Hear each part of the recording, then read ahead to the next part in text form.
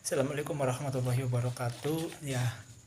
Seperti biasa, gua mau membuat sebuah learning journal, yaitu review dari mata kuliah pertemuan ke-10 ya. Mata kuliah produksi film.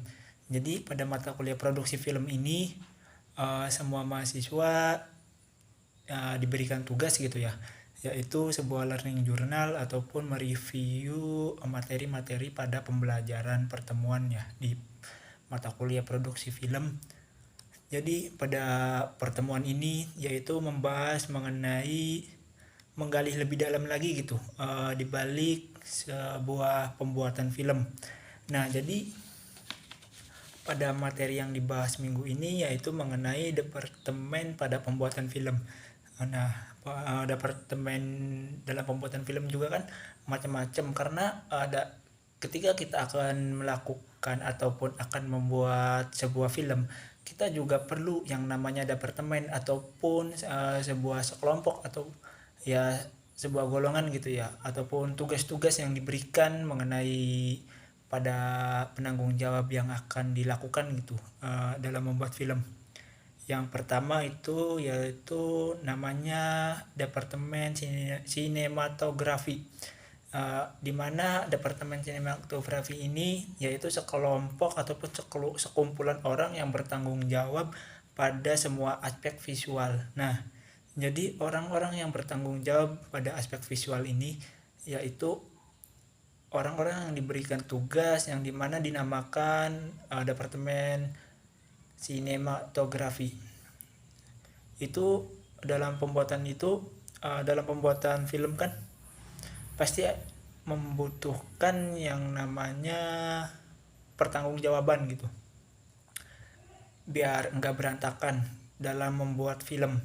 Nah, jadi pada sinematografi ini ada yang namanya unsur. Jadi unsur ini adalah suatu alur gitu ya yang harus dilakukan ataupun yang harus dilakukan oleh Departemen Sinematografi. Yang pertama ada yang namanya unsur shot, yaitu unsur angke shot gitu ya, mohon maaf.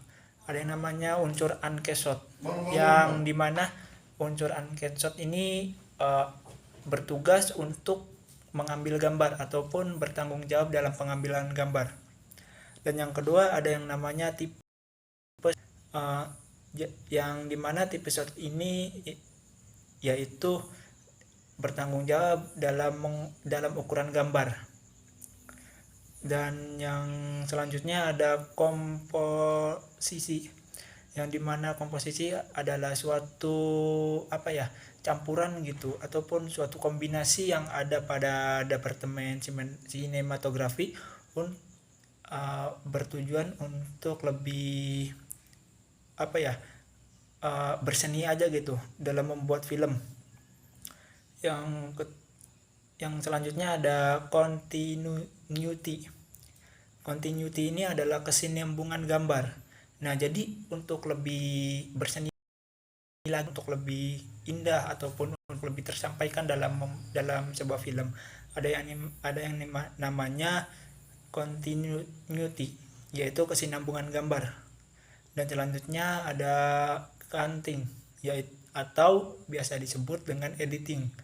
Nah, dalam pembuatan gambar juga kan pasti berpotong-potong ataupun dalam pengambilan gambarnya terpotong-potong gitu. Nah, jadi disinilah prosesnya gitu, ataupun Departemen Sinematografi lah gitu yang bertanggung jawab untuk mengedit dalam membuat film.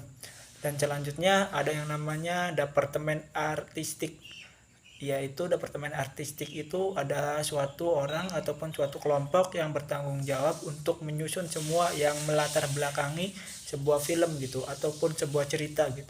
Jadi Departemen Artistik ini menyusun ataupun merangkai sebuah film ataupun merangkai latar belakang dari sebuah cerita pada film gitu. Dari Departemen Artistik juga ada tahapannya gitu. Yang pertama tahap